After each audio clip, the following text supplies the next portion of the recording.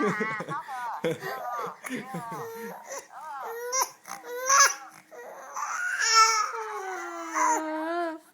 À.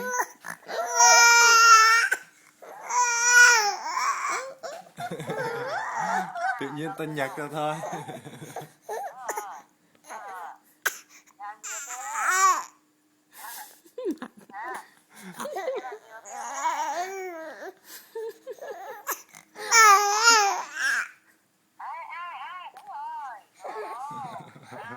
Ây da, ây da, ây da.